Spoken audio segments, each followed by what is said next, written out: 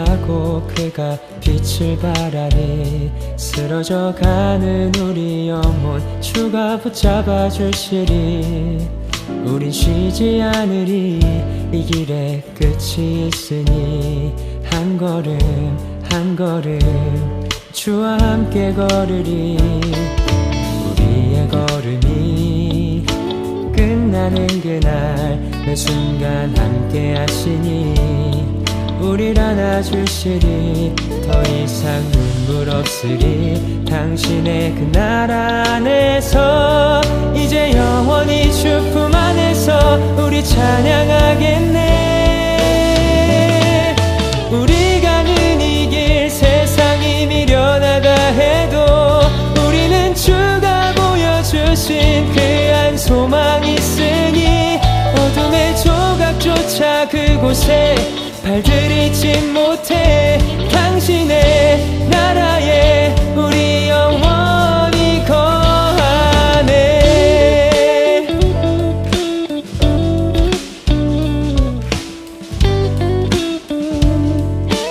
다시 한번. 어두운 날 다 지나고 그가 빛을 발하니 쓰러져가는 우리 영혼 주가 붙잡아 주시니 우린 쉬지 않으리. 이 길에 끝이 있으니 한 걸음 한 걸음 주와 함께 걸으리. 우리의 걸음이 끝나는 그날 매 순간 함께 하시니 우릴 안아주시니 더 이상 눈물 없으리. 당신의 그 나라 안에서 이제 영원히 주 품 안에서 우리 찬양하겠네. 우리 가는 이 길 세상이 미련하다 해도 우리는 주가 보여주신 그 한 소망 있으니 어둠의 조각조차 그곳에 발들이지 못해. 당신의 나라에 우리 영원히 우리 가는 이 길 세상이 미련하다 해도 우리는 주가 보여주신 그 한 소망 있으니 어둠의 조각조차 그곳에 발들이지 못해. 당신의 나라에 우리 영원히 거하네.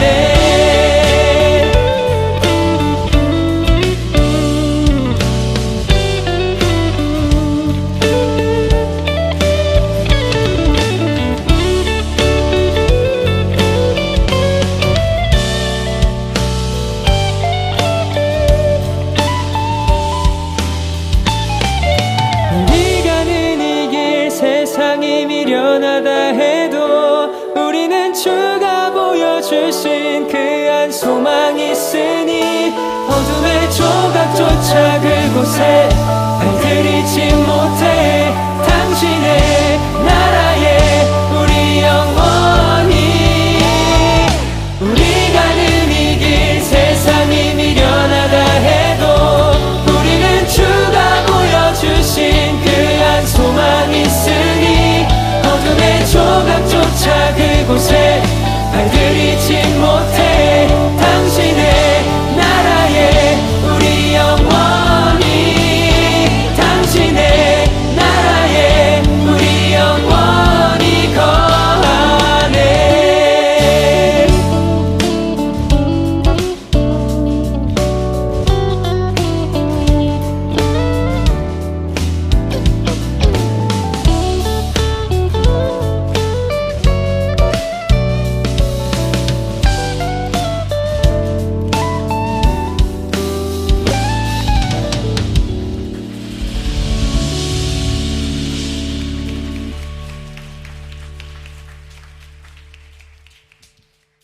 오늘 요한복음 1장 12절부터 14절까지 말씀을 같이 보았습니다.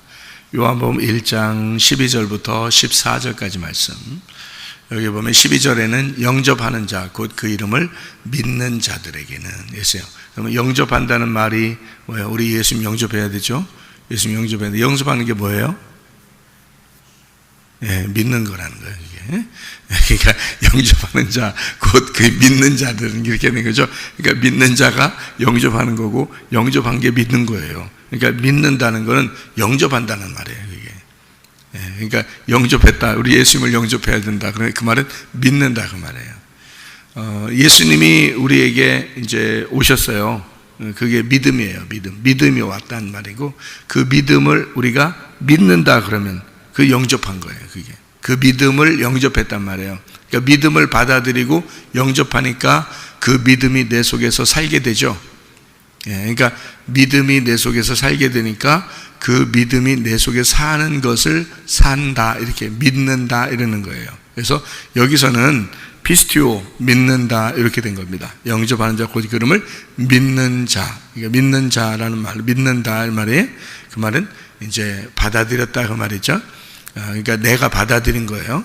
뭘 받아들였냐면 그 믿음을 내가 받아들였다. 그 믿음을 내가 영접했다. 그 믿음을 내가 믿었다 그 말이에요. 그거를 그 믿음이라는 예수님을 내가 믿었다. 그러면 그 영접한 거예요. 예수님을 믿음을 영접했다. 이렇게 된 겁니다. 그러니까 우리가 믿음과 믿는다라는 말이 함께 있어야, 그래야 그 믿음이 온전한 것이다, 이렇게 되는 거죠. 왜냐하면 그 믿음을 믿는다가 있을 때 그 믿음이 온전해졌다. 그 말은 내 속에 들어왔다, 그 말이에요. 그러니까 우리가 뭐 온전한 믿음을 이렇게 가졌다, 뭐 열심히 하게 되었다, 진짜 흠 없이 점도 없이 죄도 짓지 않고 다 잘하게 되었다, 이런 말이 아니에요. 온전해졌다는 그 말은 믿음이 내 속에 들어와서 온전케 되었다, 그 말이에요. 그 말은 믿음이, 내가 믿음으로써, 그 믿음이 내 속에 진짜 믿음이 되었다, 그 말이죠. 그게 온전케 된 거죠. 우리가 어떻게 온전해져요? 온전해질 수 없습니다.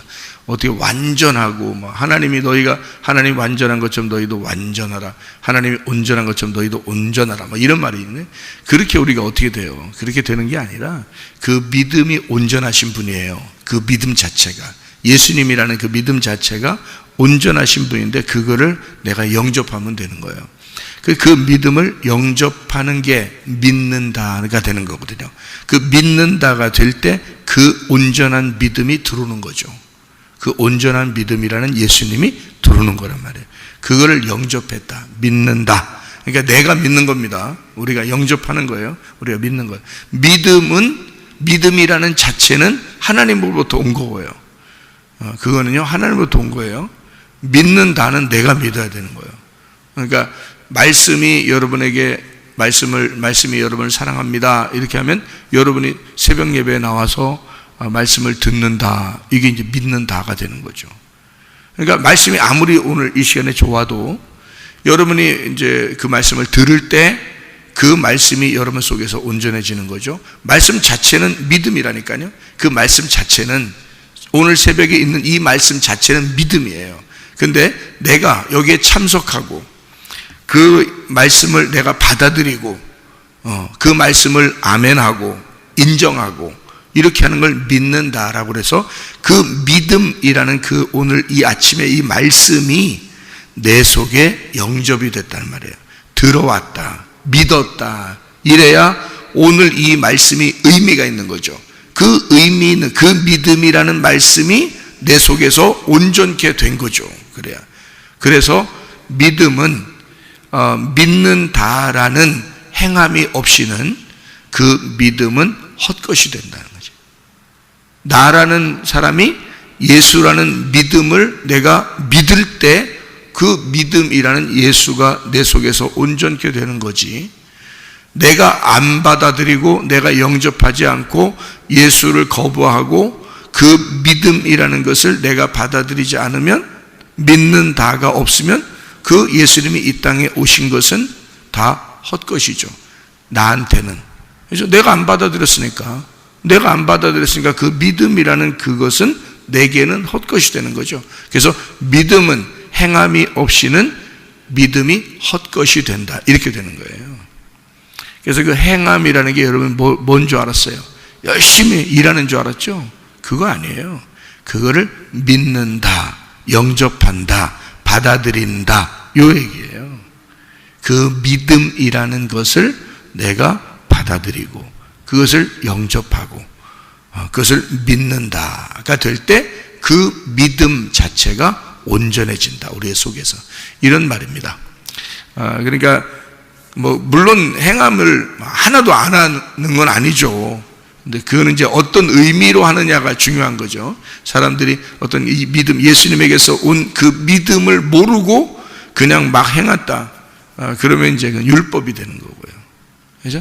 육체가 되는 거고 율법이 되는 거고요. 믿음을 내가 진짜 온전하게 내 속에서 받아들였어요. 영접했어요. 그래서 속에 있는 그 믿음이 내 속에서 일하기 시작했어요. 그러면 뭘 해도 기쁘게 돼 있어요. 일을 해도 기쁘고, 봉사해도 기쁘고, 기도해도 기쁘고, 예배드려도 기쁘고, 성경을 봐도 기쁘고, 설교를 들어도 기쁘고, 찬양을 해도 기쁘고, 헌금을 내도 기쁘고, 다 기쁘게 돼 있어요. 예. 왜? 누가 한 거니까? 내가 받아들인 그 믿음이 하신 거잖아. 그분은 온전하신 분이거든요. 예. 근데 그분이 없는데 그냥 열심히 해보려고 하는 사람들은 육체, 율법이라고 그렇게 말하는 것이죠. 자기의 열심이죠. 종교성을 가진 거죠. 하나님을 믿는다라고 하는 게 그래서 두 종류가 있는 거예요. 내가 열심히 믿어 드리는 거하고 위에서 믿음이 내려온 거하고 이렇게 두 종류가 있는 거예요. 그러니까 이것이 온전해지려면 위에서 내려온 믿음을 내가 믿는다로 받아들인다. 그러면 위에서 온 믿음과 내가 믿는다는 것이 일치가 되는 거죠. 하나가 되죠.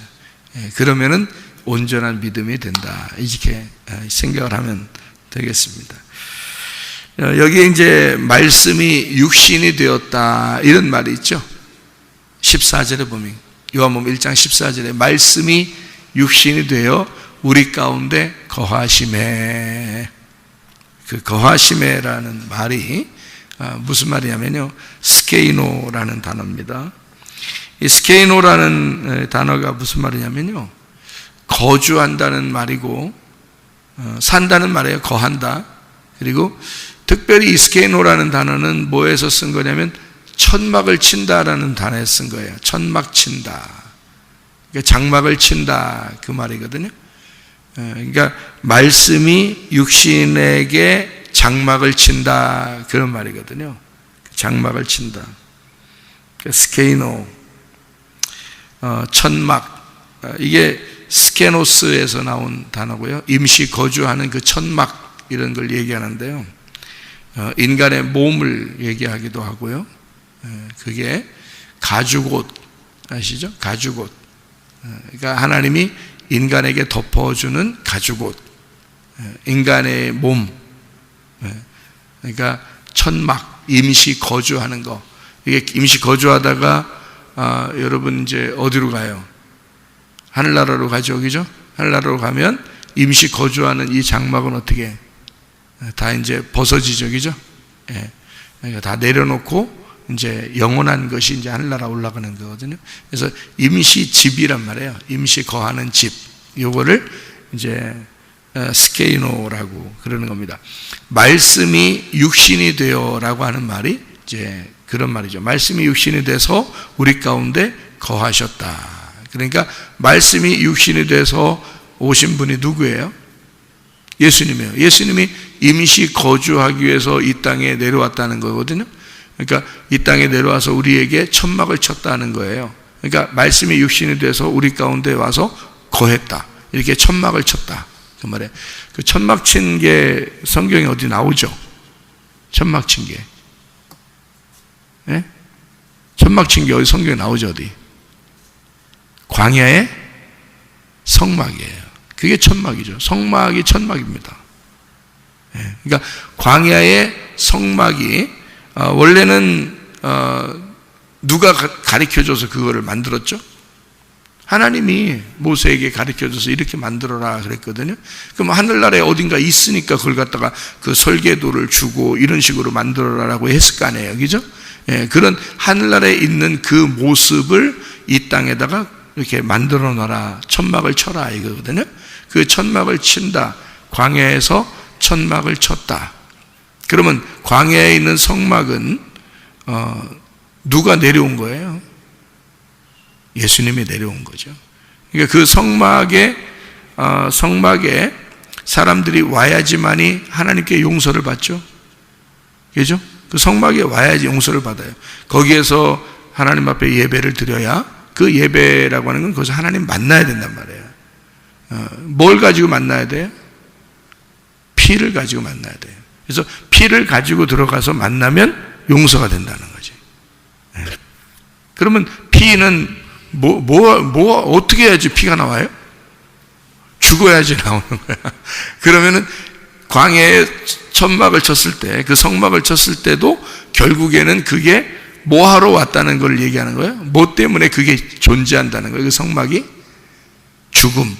죽음은 예수님이 와서 어디서 죽었어요? 십자가에서. 그래서 성막은 바로 뭘 의미하는 것 같아요? 말씀이 육신이 돼서 이 땅에 거하셔, 임시 거주가 해서 성막을 쳐놓고 우리에게 거하셔서 거기서 뭐 하겠다는 거예요?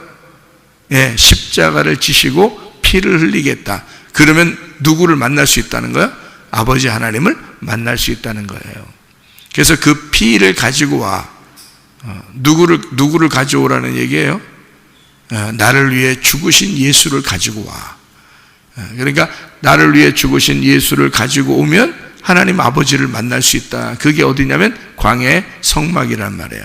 그 얘기를 그대로 예수님이 이제 예수님 그 말씀 요한복음에 이 말을 그대로 예수님이 이렇게 되신다라는 말을 그대로 하시는 거예요. 그러니까 광야에 있는 성막을 지금 예수님으로 비교해서 예수님을 여기다가 설명을 해 놓는 거예요. 말씀이 육신이 돼서 우리 가운데 거하셨다. 그게 가죽 옷이고 그게 광야의 성막이다. 그것이 우리에게 거하셨다. 그 육체로 우리에게 집을 짓고 우리에게 보여준 거다. 이제 이런 얘기를 하는 거죠. 그럼 거기에 그 성막의 목적은 뭐냐면 피를 가지고 와서 하나님 아버지를 만나는 겁니다. 그게 이제 목적이거든요. 그게 성막을 지은 목적이에요. 거기서 하나님 말씀이라는 법궤에 예수의 피를 가지고 가면 그 죽음으로 말미암아 그 법궤에서 하나님을 만나는 열림이 온다는 거거든요. 그러니까 예수의 그 죽음에 우리가 동참한다는 말은 회개예요. 회개. 진정으로 회개하는 거예요. 그 예수와 함께 내가 정말 죽어야 되는 겁니다. 그래서 그 죽음이 있을 때 여러분이 진짜 보통 죽지 않으면 새벽 예배 나오기 어렵죠. 요즘 시대는요. 보통 죽지 않으면 새벽 예배 나오기 어렵습니다. 그러니까 이렇게 자기의 그 죽음을 통해서 그 예수님을 하나님 앞에 드리는 거예요. 그게 말씀이 육신이 되어 여러분과 함께 거하시는 주님이란 말이에요. 그러면 거기에 주님이 하나님 만나는 거예요. 어디서 만나는 거예요? 내가 하나님을 만나는 거죠. 그죠? 왜? 나에게 장막을 치신 분이 예수님이니까. 그 예수님이라는 장막을 쳐서 나를 예수의 십자가에 같이 매달고 그리고 그 죽음의 피를 들고 우리가 가면 그러면 그 자리에 하나님 아버지가 만나는 거니까 그게 예배니까. 그러니까 우리는 끊임없이 바울이 왜 그런 얘기를 했을까를 생각해 보면 자기는 날마다 죽는다. 왜 그런 말을 뜬금없이 하겠어요? 날마다 나는 죽는 거구나. 그런 얘기를 이제 하는 거죠. 그죠? 그래야 주님 만나니까. 그게 아버지 만나는 길이니까. 그러니까 여러분이 나 언제 한번 구원 받았어. 그래 놓고서 그때 구원 받은 걸 가지고 몇 년을 울커먹어. 에? 몇 년을 옛날에 구원 받았다는 거야. 그래놓고 몇 년을 뭐 심한 사람은 몇십 년을 울커먹어. 근데 바울 사도 같은 사람은 어떻게 했어요? 나는 날마다 죽는다. 날마다 죽는다는 말은 날마다 부활한다는 말이죠. 예? 나는 날마다 부활한다 그 말이야. 예. 그러니까 날마다 죽는다는 말은 날마다 산다 그 말이고요. 예. 그러니까 그 바울이 그런 식으로 얘기를 한 것은 날마다 주님 만난다 그 말이에요. 날마다 그 말씀 안에서 내가 주님 만난다. 날마다 나를 죽이고, 예? 날마다 주님이 내 속에서 부활하여 나는 주님 앞에 예배한다. 나는 날마다 예수님 만난다. 이런 얘기거든. 근데 사람들이 그냥 구원 한번 받았다 그러면 그냥 생활을 어떻게 하든지 말든지 자기는 구원 받았다는 거예요. 그냥 예수님 믿었다는 거예요. 한 번 믿은 거예요. 언제? 옛날에 막 그거 가지고 그냥 막 울컥먹어 죽을 때까지. 그런 거 아닙니다. 날마다 우리가 그 말씀이 내게 그 거주하여 나에게 장막을 쳐야 됩니다. 날마다 장막을 쳐야 되면 내가 어떻게 아버지 하나님을 만날 수 있을까를 생각해 봐야죠. 그게 주님의 십자가, 그 피를 가지고 가야 주님 만나는 거니까 바울은 날마다 내가 죽습니다. 이렇게 주님 안에서 나는 날마다 죽습니다. 이런 얘기를 하는 거죠. 얼마나 우리에게 그 합당한 말입니까? 그 참 복음이죠. 진실로 복음입니다. 자, 여기에 이제 요한복음 1장에 이렇게 보면 말이에요. 참 복음이 나와요. 말씀, 생명, 빛, 진리, 어린 양이라는 그 내용이 요한복음 1장에 있는 이런 내용인데요. 여러분, 여기에 그 하나님이 우리를 만날 때 어떤 현상이 벌어진다고 그래요? 하나님이 우리를 만나면 어떤 현상이 벌어져요? 네? 말씀이 육신으로 오면 어떤 현상이 벌어져요? 그럼 육신은 반드시 어떻게 돼야 돼? 죽어야 되죠? 육신은 심판을 받고 말씀은 부활해야 되네요. 그죠? 그래서 육신이 심판을 받아 죽으면 뭘로 부활해요? 그리스도의 몸으로 부활하는 거죠. 그리스도의 몸으로. 그러니까 육신은 죽고 몸은 부활한다. 이거 뭔지 아시죠? 육신은 사르크스라고 그러고 몸은 소마라 그래요. 단어를 이렇게 분리해서 쓴 것은 일부러 육신이 죽어야 된다는 것을 의미하는 얘기고요. 그리고 몸이라고 하는 것은 새로 태어나는 몸을 얘기하는 겁니다. 그리스도의 몸을 설명하려고. 그래서 성전된 너희가 성전인 몸이다 할 때 그리스도의 몸이다, 성전이 되었다, 새로운 피조물이 돼서 새로운 몸이 되었다 할 때는 소마라고 쓰는 거예요. 그리고 이렇게 오늘 여기 요한복음 1장 14절에 있는 말씀처럼 말씀이 육신이 되었다 할 때는 육신, 사르크스라고 쓰는 거죠. 왜냐하면 말씀이 죽으러 오셨다고 얘기하기 때문에 그렇습니다. 주님의 그 몸을 가지고 왔을 때는 그가 죄가 있어서가 아니라 나 때문에 육신에게 거하기 위해서 그 육신의 죄를 가지고 왔다 할 때 사르크스라고 쓰기 위해서 이렇게 말씀이 육신으로 왔다라고 일부러 이런 식으로 쓰는 거예요. 성경을 구분하기 위해서. 그러니까 말씀과 육신은 뭐예요? 반대잖아요. 반대. 이 반대인데 육신이라는 단어가 사르크스, 헬라어로는 사르크스인데 히브리어로는 무슨 단어라고 했어요? 바사르라고 그랬죠. 바사르라는 단어는 어떤 의미로 쓰인다고 했어요? 두 가지 의미로 쓰인다고 했어요. 바사르라는 의미는 하나는 살덩어리, 이렇게 살덩어리를 말할 때 바사르라고 얘기하고요. 또 하나는 복음을 얘기할 때 복음, 그러니까 너희에게 전한 그 복음 이렇게 얘기할 때는 바사르 이렇게 얘기를 해요. 그러니까 바사르라는 단어가 사르크스라는 단어인데요. 그게 바사르에서 사르크스가 온 거예요. 히브리어가 먼저니까. 히브리어가 이제 구약에 있는 바사르라는 단어가 육신이라는 단어인데요. 그게 하나는 살덩어리라는 단어고 하나는 복음이라는 단어라 했죠. 그래서 살덩어리라는 이 살덩어리가 죽으면 복음이 된다는 겁니다. 그러니까 육체가 죽으면 복음이 되는 거예요, 우리한테. 그래서 일부러 바사르라는 단어를 두 개의 내용으로 쓴 거예요. 두 개의 내용으로 하나는 육체, 하나는 복음 이렇게 쓴 거예요. 바사르 이렇게. 그러니까 말씀이 육신으로 거한다 이런 말을 우리가 이제 잘 생각해 보는 거죠. 이렇게 말씀이 육신이다. 그럼 육신으로 와서 예수님이 말씀이 육신을 입어서 왔잖아요. 그러면 죄인으로 온 거예요, 먼저. 그리고 그것이 우리에게는 뭐가 된다?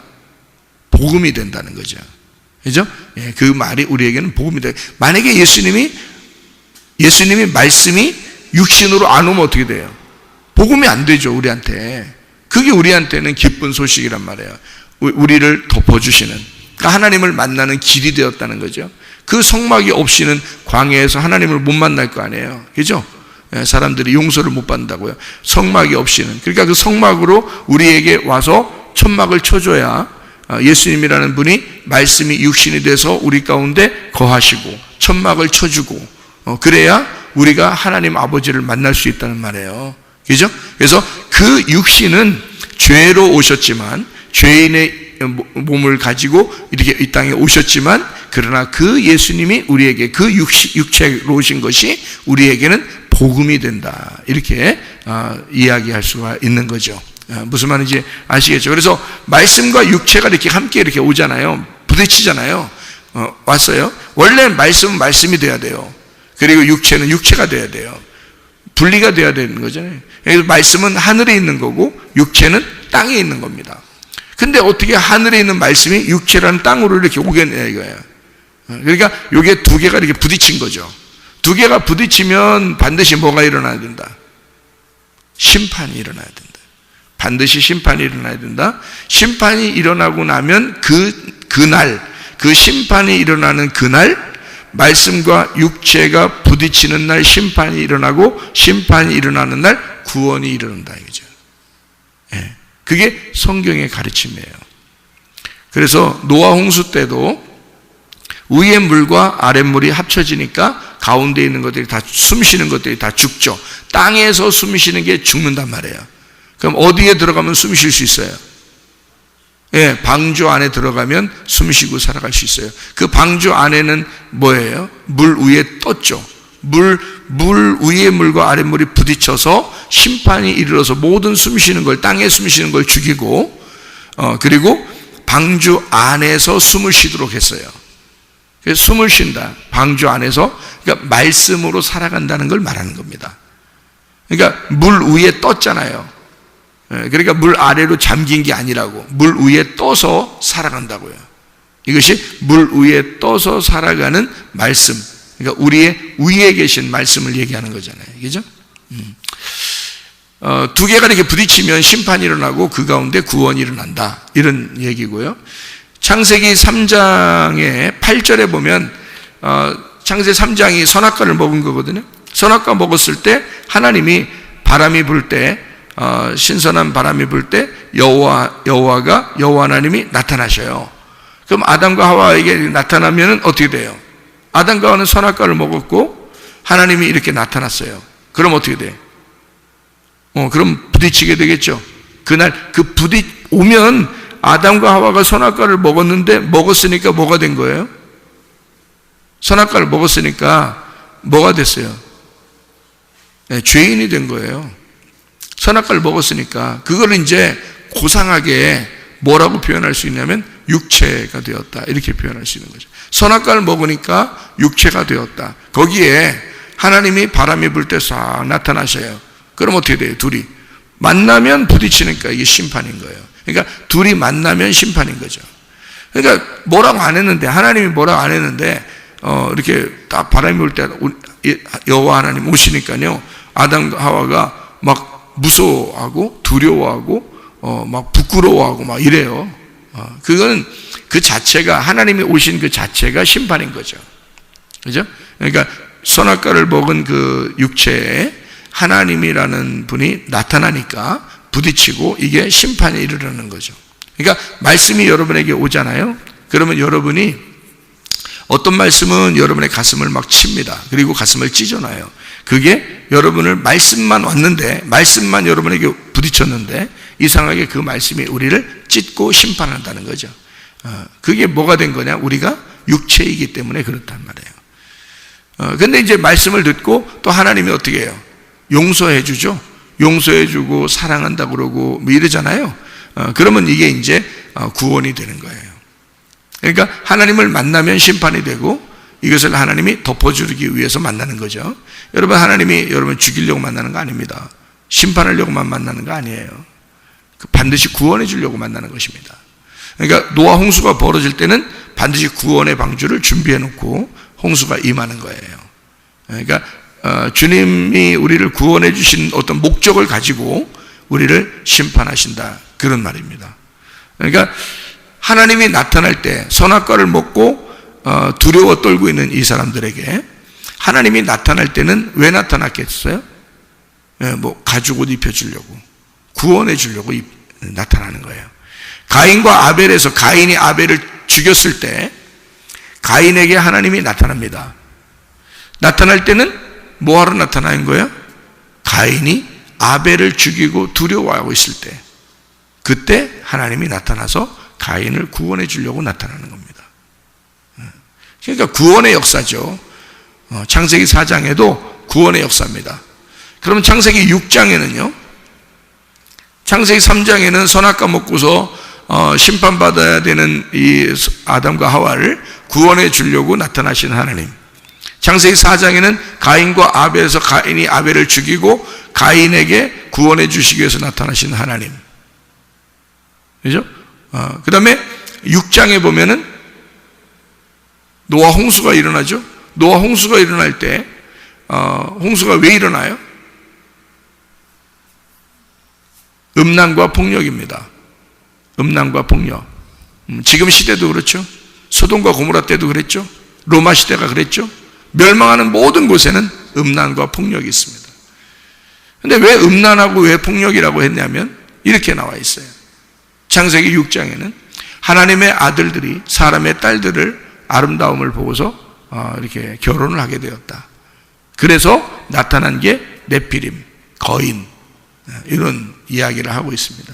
그러니까 하나님의 아들들이 사람의 딸들, 이렇게 얘기하는 것은 하나님의 아들들은 천사를 얘기하는 거고요, 사람의 딸들이라는 것은 인간을 얘기하는 것입니다. 이게요. 그럼 이렇게 둘이 만나면 어떻게 되냐면 하나님의 아들들이 사람의 딸들을 이렇게 만나면 뭐가 일어나야 돼? 노아 홍수, 심판이 일어나야 된다는 거죠.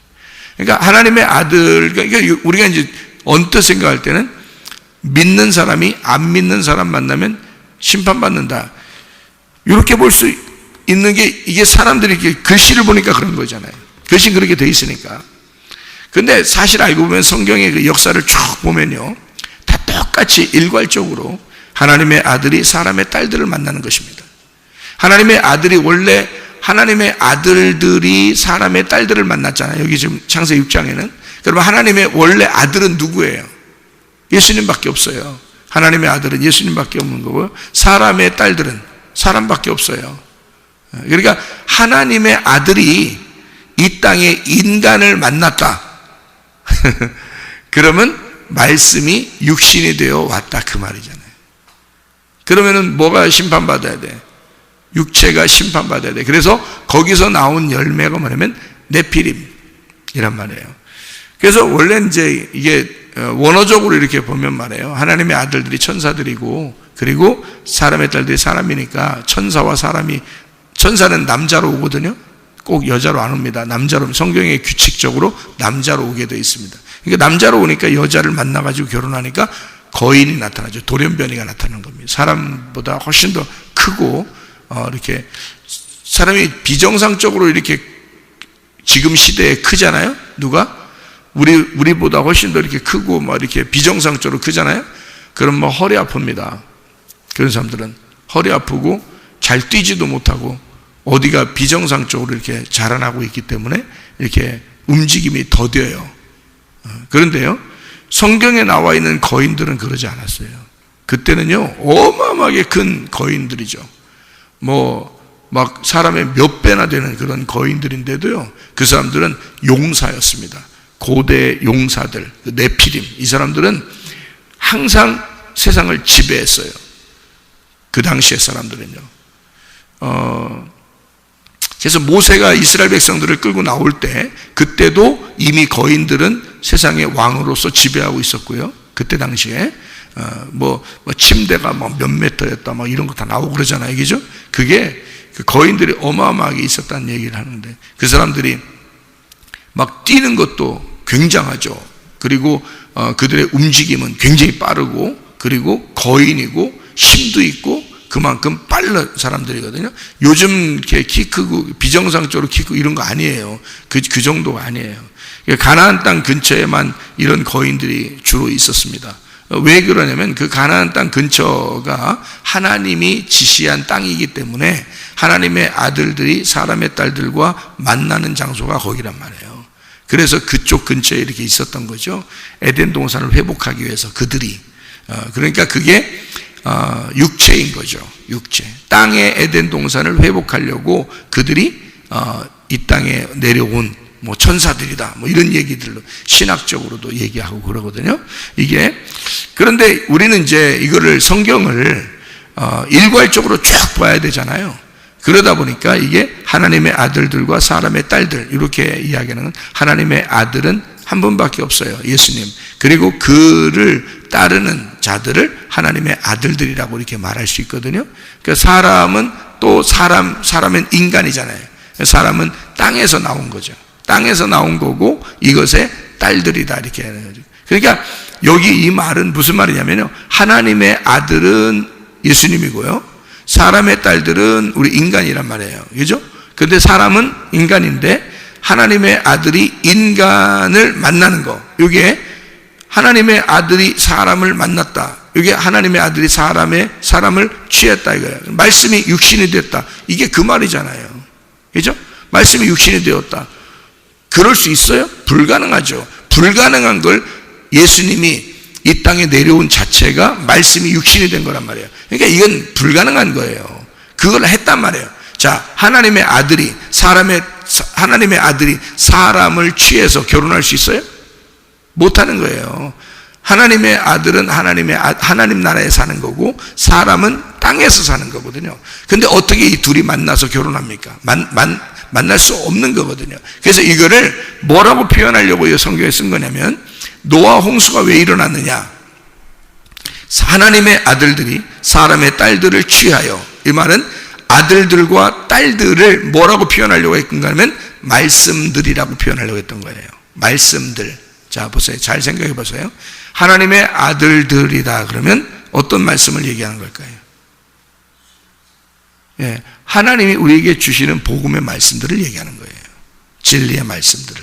그러면 사람의 딸들이라는 건요, 예, 육체의 말씀들을 얘기하는 거예요. 율법의 말씀들. 그럼 보세요. 이 둘이 만나면 이게 안 맞죠? 부딪힌단 말이에요. 육체니까 말씀과 육체가 만나면 부딪히는 거죠. 누구 하나는 죽어야 돼. 그죠? 그게 심판이야. 그러니까 요거를 분리시키는 게 심판이란 말이에요. 무슨 말인지 알겠어요? 자, 땅에서 숨쉬는 자들을 죽이고 방주 안에서 숨쉬는 사람을 살리는 거죠. 요거를 이렇게 분리해 놓는 거, 요걸 뭐라 그래? 심판이라 그래. 이게 노아 홍수예요. 이게 심판, 나누는 겁니다. 그러면 창세기 6장에서도 이렇게 나누려고 한 거죠. 진리의 말씀이 있는 거고 세상에 땅의 말씀이 있는 것이다. 그럼 요걸 갖다가 나눈다, 이 말이야. 말씀과 육체를 나눈다. 근데 이 둘이 결혼하게 되면 심판받게 된다. 그래서 노아 홍수라는 게 왜 일어났느냐? 하나님의 아들들과 사람의 딸들이 함께 하나가 되니까 심판을 받는다. 자, 우리 속에서 하나님의 말씀과 내 말이 섞이면 어떻게 돼요? 심판을 받게 되겠죠. 한쪽이, 그죠? 그래서 다 무너져 내려야 돼요. 무너져 내리고 네피림이라는 육체가 무너져 내리고 하나님의 아들이라는 진리의 말씀이 새로 서야 된단 말이에요. 그것이 일어난 장소가 어디냐면 창세기 11장 바벨탑입니다.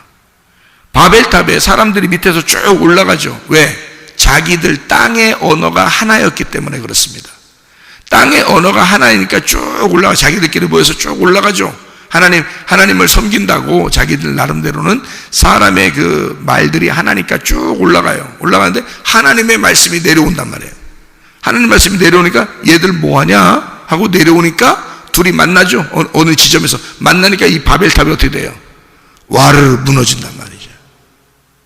그게 바벨이라는 거예요. 둘이 섞였다 무너졌다. 이게 심판인 거죠. 그러니까 말씀이 두 개가 섞이면 하나가 무너지는 거예요. 그거를 이제 리브가는 뱃속에 두 아들이 있어. 쌍둥이가. 이걸 두 민족이다, 두 국민이다, 에서와 야곱이다. 한쪽 말씀이 반드시 승리하게 될 것이다. 이거를 리브가가 계시로 알게 된 거죠. 그게 이제 하나님의 말씀, 진리의 말씀이 승리하게 될 것이다. 한쪽의 말씀이 무너진다라는 것을 얘기하는 거죠. 자, 이게 요한복음 1장 14절의 내용입니다. 무슨 말인지 아시겠어요? 예, 요한복음 1장 14절의 내용. 그래서 요거를 우리는 볼 때 말씀이 육체로 오셨다 이렇게 말하니까, 육체라니까 여러분이 죄인 이렇게 생각하지만요, 성경은 다 어떤 의미를 썼다 그랬어요? 성경은 두 종류로 썼다 그랬어요. 두 종류. 성경 기죠? 다 두 종류. 그래서 어떤 종류로 쓴 거예요? 선악과와 생명나무예요. 그러면 하나는 뭐를 의미하냐면 죄와 사망의 법, 하나는 생명의 성령의 법. 그러면 말씀이 육신으로 왔다는 말은 이게 둘이 안 맞는 건데 이렇게 온 거죠. 그러면 죄와 사망의 법에 생명의 성령의 법이 온 거죠.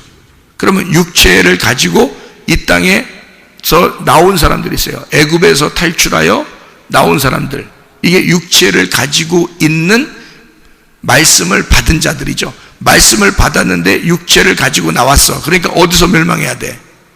광야에서 멸망해야 되는 거야. 애굽에서는 멸망하는 게 아니야. 무슨 말인지 알겠죠? 그러니까 거기서 유전과 전통을 통해서 가지고 있던 말씀들을 광야에 나와서 하나님의 말씀을 만나서 자기들의 말과 하나님의 말이 부딪히는 거야. 광야에서. 무슨 말인지 알겠죠? 그러니까 광야에서 심판을 받아. 근데 여기서 이제 우리 애굽으로 돌아가지 않은 사람들만 다 죽습니다. 왜냐하면 그쪽으로 다시 돌아가자. 그러면 하나님의 말씀과 육체가 부딪히는 장소가 광야고요. 부딪혔더니 뭐가 깨지는 거야? 육체가 깨지는 거야. 그래서 하나님의 말씀이 살아있는 자들, 여호수아와 갈렙, 거기서 새로 태어난 자들과 여호수아와 갈렙은 가나안 땅에 다시 들어가는 거죠. 그게 부활하여 들어가는 것입니다. 그래서 요단강을 건너가는 거예요. 여기. 자, 무슨 말인지 아시겠죠? 그래서 육체라고 하는 그 자체를 우리는 내 육신 덩어리 이렇게만 생각한다고요. 육신 덩어리 맞아요. 죄인 맞아요. 근데 그 죄인을 죄인 되게 만든 게 뭐예요? 율법이에요. 그래서 육체라고 하는 것은 율법이 기본입니다. 율법이. 그러니까 누가 우리를 정죄하는 거예요? 모세가. 그러면 누가 우리를 은혜를 베풀고 진리 가운데 우리를 구원하나요? 예수님이. 그래서 모세는 우리를 정죄하고 예수님은 우리에게 은혜를 베푸신다. 그게 요한복음 1장 17절 말씀이에요. 봐보세요. 율법은 모세로 말미암아 주어진 것이요 은혜와 진리는 예수 그리스도로 말미암아 온 것이다. 이게 뭐하고 연결되는 거라고요? 말씀이 육신이 되어서 오셨다라고 하는 요한복음 1장 14절의 말씀과 연결되는 거죠. 그래서 모세와 예수님을 비교하는 것인데, 말씀이 육신이 돼서 오셨는데 그것이 광야에 장막을 쳤다. 우리가 보니까 예수 그리스도는 은혜와 진리가 충만하시더라, 그 말입니다. 그러니까 모세는 어떻다는 거예요? 은혜와 진리가 충만한 게 아니라 율법이 충만한 거죠. 그죠? 그것은 광야에서 죽는 거고, 예수 그리스도가 우리를 은혜와 진리로 요단강을 건너 데리고 들어가는 것이죠.